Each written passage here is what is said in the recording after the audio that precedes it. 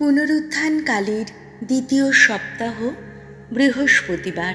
প্রথম পাঠ শিষ্যচরিত 5 অধ্যায়, পদ সংখ্যা 27 থেকে 33। আমরা পুনরুত্থিত খ্রিস্টের সাক্ষী, আর সাক্ষী আছেন স্বয়ং পবিত্র আত্মা। প্রেরিত দূতদের নিয়ে এসে মহাসভার সামনে দাঁড় করানো হলো।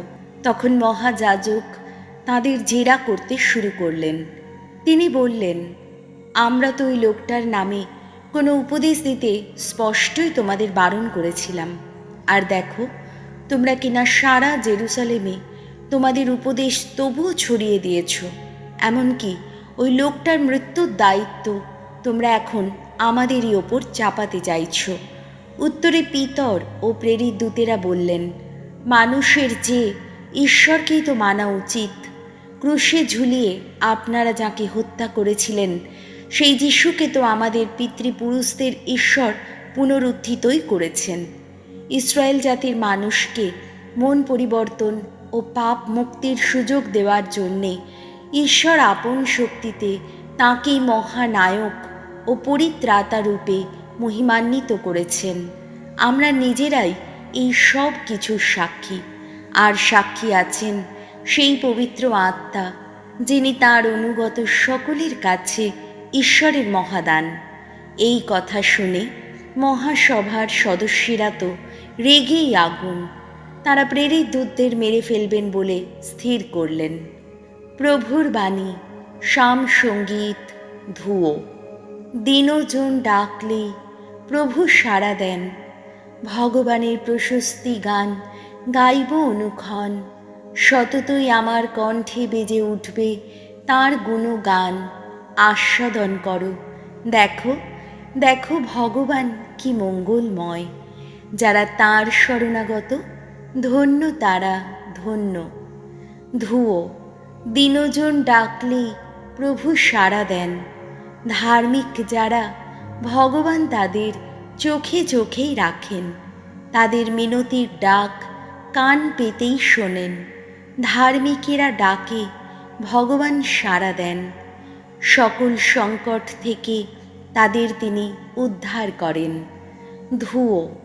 দিনজন ডাকলেই প্রভু সাড়া দেন।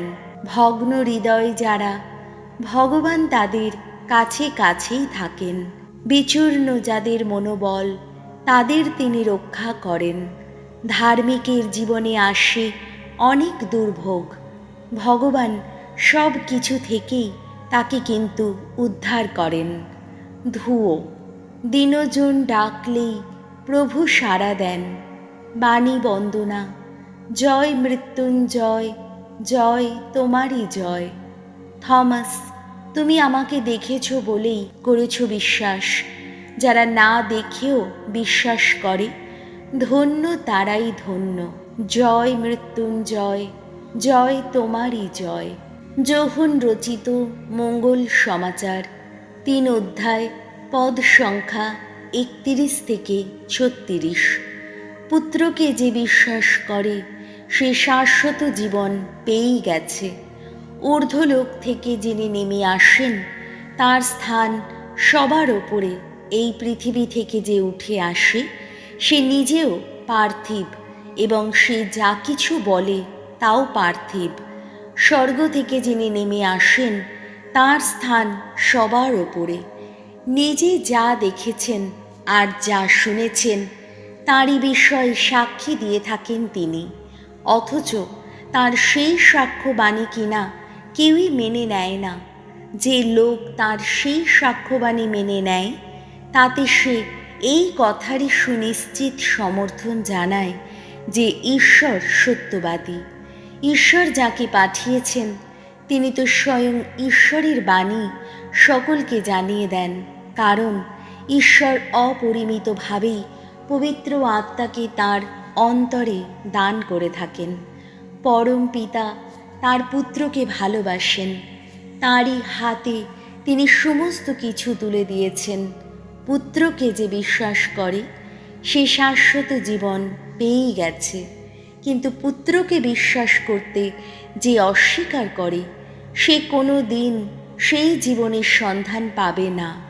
ঈশ্বরের ক্রোধ তার ওপর থেকেই যায়। প্রভু যিশুর মঙ্গল সমাচার।